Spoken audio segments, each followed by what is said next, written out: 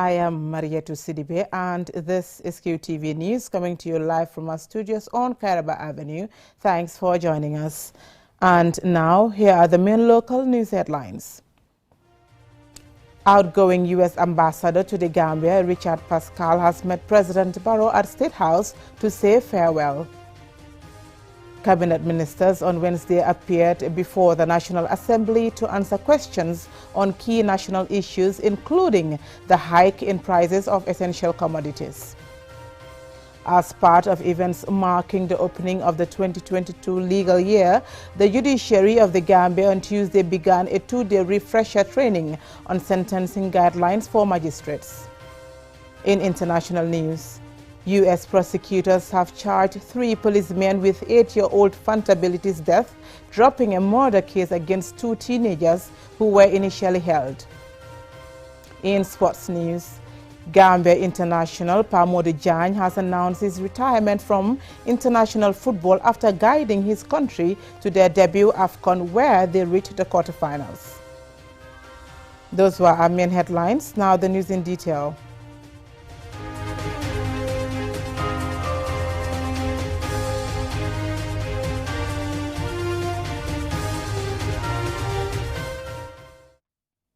Outgoing U.S. Ambassador to the Gambia, Richard Pascal, has praised the Banjul-Washington bilateral relations in diverse areas of national development and is hopeful of further cooperation.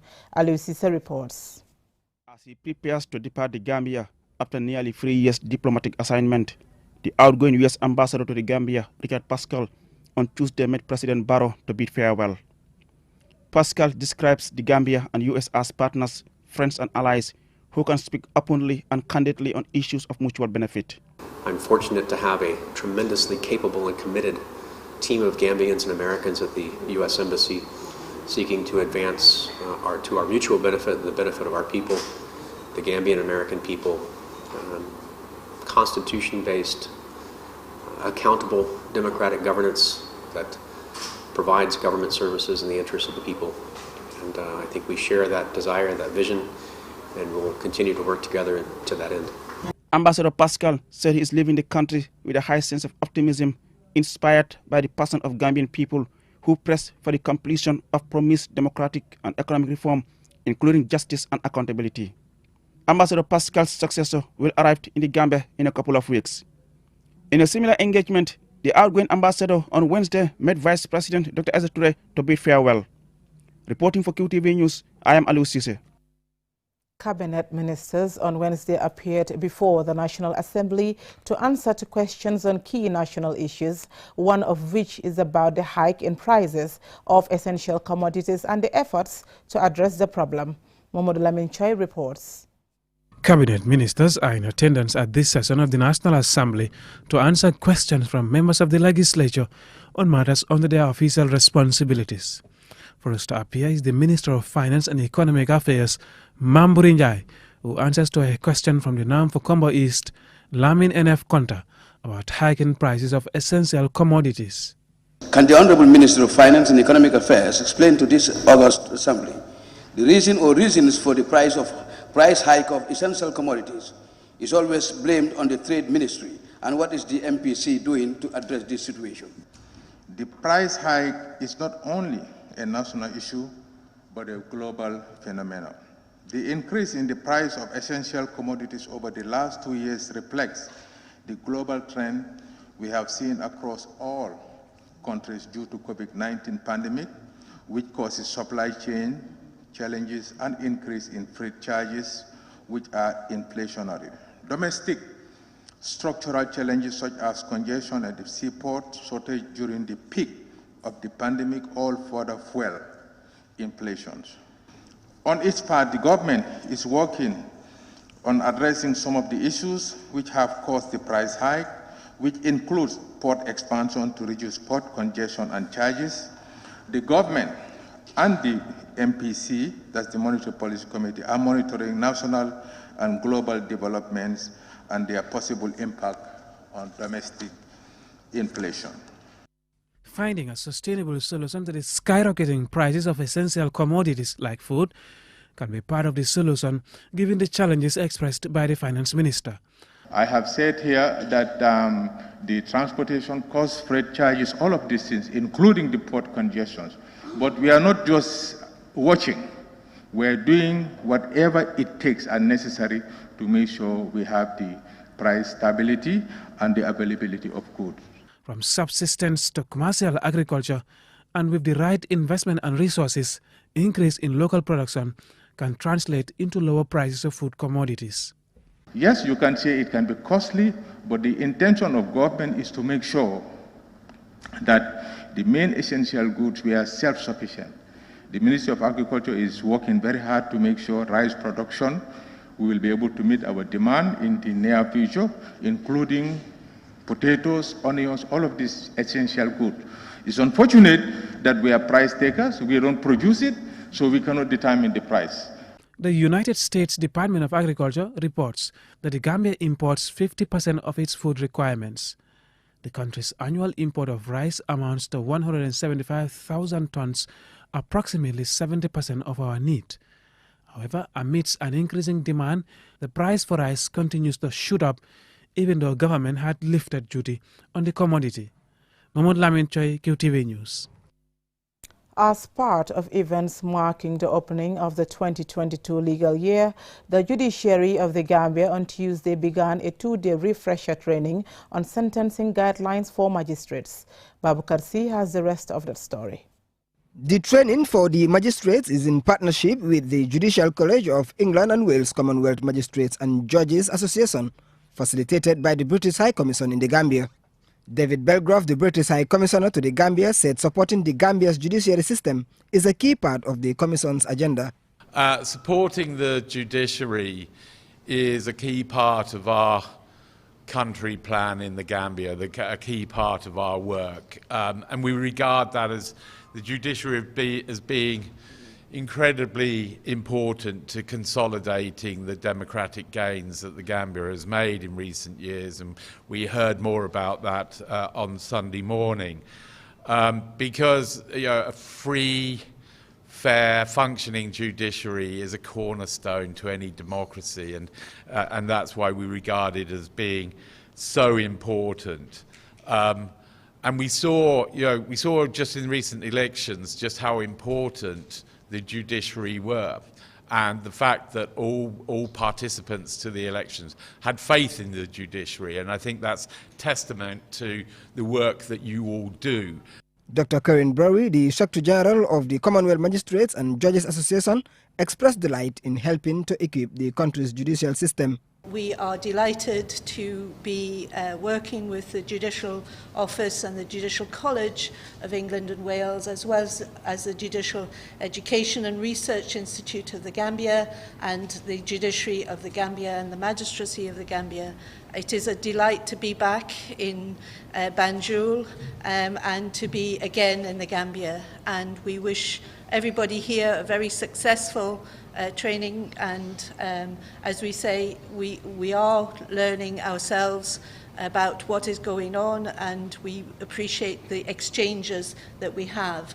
Hassan B. Jallo, the Chief Justice of the Gambia, underscores the importance of the training in the justice system. The subject the subject of the training is a critical one. Sentencing is a very, very critical part of the criminal justice process. And it's one that interests not just the lawyers, but obviously the victims are interested in seeing how the courts will try to bring justice to those who are aggrieved. The accused or the convict now is obviously very interested because the consequences can be very harsh for him. But also the general public perhaps follows sentencing more than any other part of the process. They keep an eye on the kind of sentences that are being meted out, the reasons that are given, and they make comparisons. It's low, it's high, it's inconsistent. These are the sort of conclusions they can draw. And so it's important, therefore, that those of us who are involved in the process, number one, we are trained to deal with this issue in a very objective and judicious manner. The training is expected to build the capacity of the magistrates for effective implementation of the law and to strengthen cooperation with stakeholders in the justice process. Babu Karsi, QTV News. We will now go for a commercial break. When we return, we have more local, international and sports news stories. Do stay tuned. Looking for the fastest and easiest way to receive money transfers from abroad? Well, QMoney and RIA just made it happen. Now you can receive international money transfer from RIA directly into your QMoney account with no additional cost. Once you receive an SMS alert about your transfer, walk into any QMoney agent across the country to receive your payment for free or use the money immediately to buy credit, QPower and other QMoney services. It's fast, safe and convenient. For more info, call customer care on 133. QMoney, Sinu Calpe. Terms and conditions apply.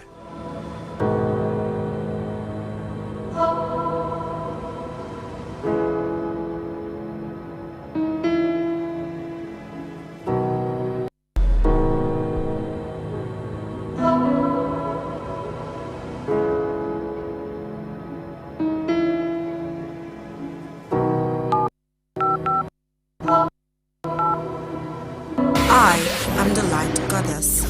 Everything I touch turns into light. I am the light at the end of the tunnel, and my technology is the answer. I am the happiness in your life.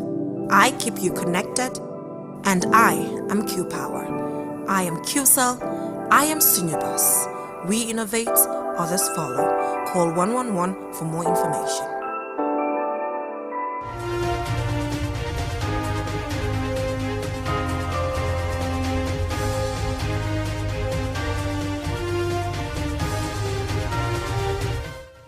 Welcome back. The Ministry of Agriculture on Tuesday signed a $40 million grant with the World Bank to support the Inclusive Resilience Agriculture Value Chain Development Project in the Gambia. Loli M. Kamara attended the signing ceremony and files in this report. The Inclusive Resilience Agriculture Value Chain Development Project is fully financed by the World Bank and is to be implemented in a 5-year period from 2021 to 2026. The project targets the value chain with higher potential for demand and stronger potential to generate important opportunities for value-added services and employment, focusing on smallholder farmers. Faye Borofis, World Bank Residence Representative, said the project will promote 4 key priority agricultural value chains, focusing both on market opportunities and also productivity gains that we believe can be recognized and realized in the country in the short to medium term through a combination of what we're calling soft and hard investments, focused on, first of all, improving the business environment for commercial agriculture development. Secondly, building productive and climate resilient agri-food system. Third, we want to mobilize productive private investments along these value chains because we believe in the importance of the private sector in developing the agriculture sector for sustainability. And then finally, we will support project coordination, monitoring and knowledge management as we do in all World Bank projects. She gave an assurance of the World Bank's continuous support. Ami Fabore, the Minister of Agriculture, said agriculture is the backbone of the country and such projects will boost the agricultural sector. We have almost 65 to 70% of small-scale farmers in this country, and their life has to be improved. It cannot be improved without financing, without technology, because Gambia, we are blessed with arable land, abundant arable land, with adequate water supply. That's fresh water and underground water. What is lacking is technology. And I know with this support, this $40 million project will improve a lot in the area of technology, farmers accessing arable land and the water to improve production and the productivity.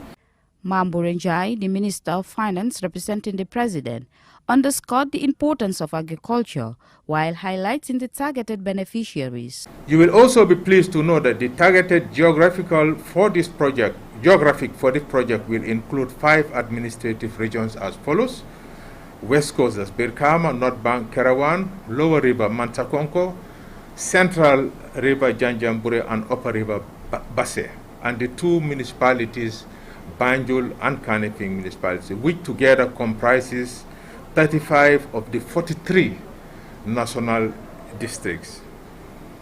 The key project beneficiaries are small and medium-scale farmers and their organizations, agricultural SMEs, and other private actors in the target value chains, traders, processors, exporters, and service providers, with a focus on agribusiness led by youth and women.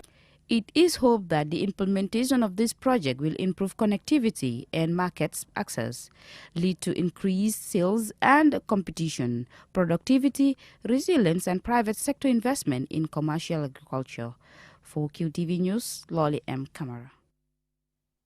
The Ministry of Health, with support from World Bank and partners, on Wednesday inaugurated the newly built ultra-cold store, which will store over 100,000 doses of the Pfizer COVID-19 vaccine due to arrive in the country. Lolly M. Camara has the rest of that story. Good storage facilities play a critical role in vaccine preservation because once a vaccine loses its strength, it cannot be restored. Thus, the need for better storage facilities. At the launch, the Minister of Health, Dr. Ahmadu Lamin Samate, thanked partners for their contribution towards the facility.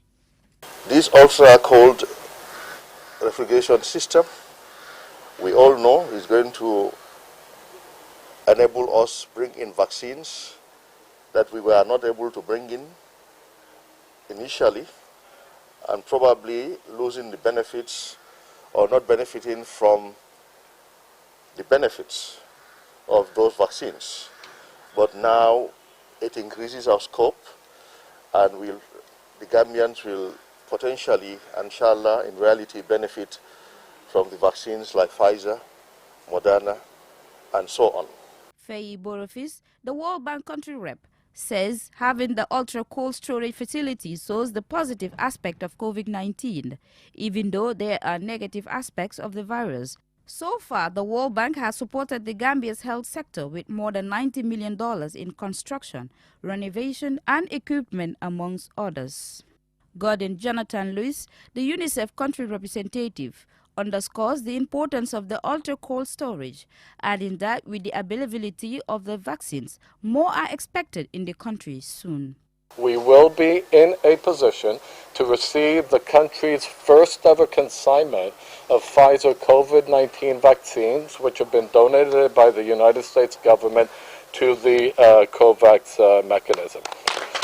And it's also a critical step to ensure the safe storage of even an ever greater quantity of vaccines. We're talking about a combined 2.1 thousand cubic liters of space that at any point in time can store upwards of 1.7 million vaccines. Desta Tironi, the WHO country representative, said now that the equipment is available, this will be an opportunity to get all the varieties of vaccines. However, he said that can only be achievable if they are able to get everyone vaccinated. Modunjai, the Director of Health Promotion, highlighted the progress in their drive to get 60% of the population vaccinated. All the vaccines we have been given, they are meant to protect the population. So we want the people to understand that whatever the ministry provide and bring is for the interest of the Gambian people. So therefore we want people to take the vaccine, let them not think negatively about the vaccine. People who have taken the vaccine, they are still alive and they are still running, they are moving up and down their business. So the issue of vaccine hesitancy, fake news, misinformation and disinformation is something that has definitely affected our intervention. And I want to appeal to the public that the vaccines are safe and they are effective and people need to come out in their numbers to take it. We are currently about 20% with our coverage. It is still low. We are targeting 60%. Officials used the occasion to renew the appeal to the public to be vaccinated to help cope the spread of the COVID-19.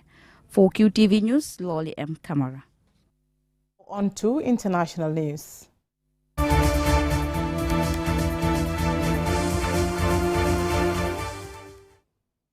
8-year-old Fanta Ability was killed after officers opened fire on a vehicle outside a high school football game near Philadelphia on 27 August 2021 after hearing gunshots a block away.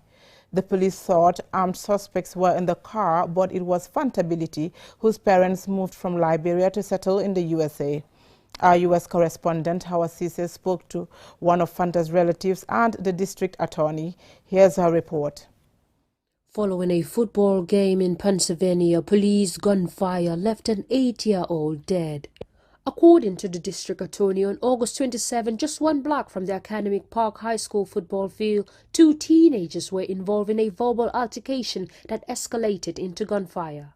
Fanta and other people were, and my aunt, they were leaving, like they were in the gate, leaving the football field. Mind you, the shooting happened a block away. 3 officers stationed near the field's exit opened fire after a car turned onto the street, hitting bystanders. At the wrong target, in the wrong direction, and into a group of people. The 3 officers fired several rounds, striking 4 victims, including Fantability. They just heard shots and they assumed that that's where the shots were coming from. Fanta was a girl who lights up every room she steps in. Fanta was a beautiful little girl. She was my little cousin.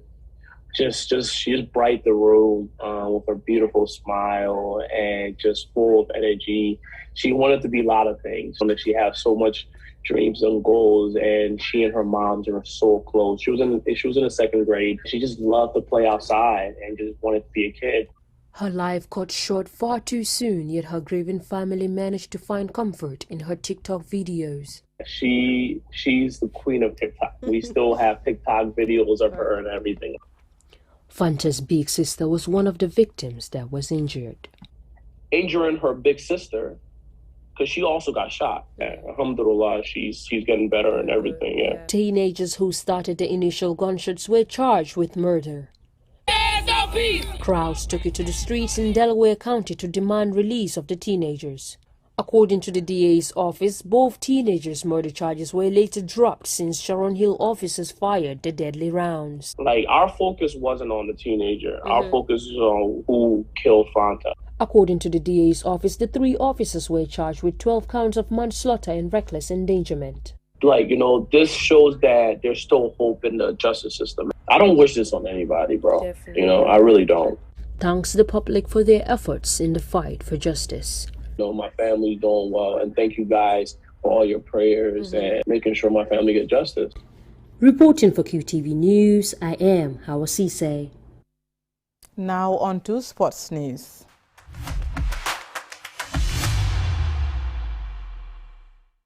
Gambia international Pamodu Jane has announced his retirement from international football after guiding his country to their debut AFCON, where they reached the quarterfinals. He had a chat with our sports reporter Momodu Gajaga, and this is the report. With the captain's armband worn for the last time, Pamodu Jane says he has finally retired from playing international football. He guided the Scorpions to their first AFCON appearance, reaching the quarterfinals. In an interview with QTV, Jane says it was a difficult decision, but he decided to retire from playing for the national team. If they give you everything, you don't have to take everything, So for me, I feel that, it's time for me, to leave, and support them, behind, but yeah, now I'm here. It was great for me. It was great, and I think it's the best decision I made, Jane hung up his boots for active international football duties, but says he will still continue playing for his Swiss club side, Daitikon. Despite his retirement, Pamodu says he can give back to the national team in many ways. Yeah, I think I can give a lot. I already started my coaching course, and then my wife also, she's doing international, is doing sport law, and then there are so many things that I can. We will do together, me and my wife, and that we can help also. And I'm willing, to help and work with the federation and the government, any case that I can help the national team. Pamodu Jane has 37 caps for the Gambia at senior level, scoring 2 goals against Guinea and DR Congo in AFCON qualifiers. He was part of the Gambia team that won the 2005 Under-17 tournament on home soil, and played in the FIFA Under-17 World Cup in Peru the same year. He was also part of the Gambia Under-20 team that won bronze in 2007 at the African Youth Championship in Congo-Brazzaville, and featured for the team in the FIFA Under-20 World Cup in Canada, also in 2007. Jane reflected on some of his memorable moments playing for the Gambia.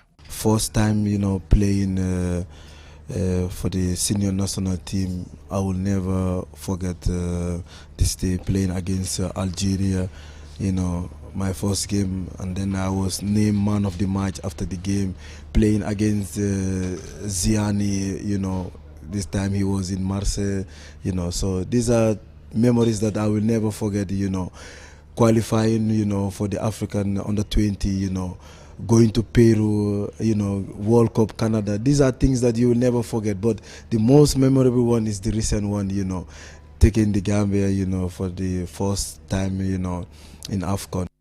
At club level, Pamoudou Diagne played for Gambia Ports Authority before turning professional in 2008, playing for FC Ville in Switzerland. He later joined FC St. Gallen, Sion and FC Zurich. Outside football, Diagne and his wife partnered to establish the Nda Mariam Diagne Foundation, supporting the health sector, focusing on maternal mortality and developing youth through football clinics and promoting the idea of scholar athletes. Pamoudou Diagne, though retired from international football, will be remembered for his selfless service to his country through football. He is the first captain to guide the Gambia to their maiden AFCON, where they reached the quarterfinals. Mamadou Gajaga, QTV News. Before we end, here is a recap of the main headlines. Outgoing U.S. Ambassador to the Gambia, Richard Pascal, has met President Barrow at State House as he ends his tour of duty. Cabinet ministers on Wednesday appeared before the National Assembly to answer questions on key national issues, including the hike in prices of essential commodities. As part of events marking the opening of the 2022 legal year, the judiciary of the Gambia on Tuesday began a two-day refresher training on sentencing guidelines for magistrates. In international news, U.S. prosecutors have charged 3 policemen with 8-year-old Fanta Bility's death, dropping a murder case against 2 teenagers who were initially held. In sports news, Gambia international Pamoudou Diagne has announced his retirement from international football after guiding his country to their debut AFCON, reaching the quarterfinals. That's all we have for you in this bulletin of QTV News. Join us at 10 for another bulletin. Thank you for watching.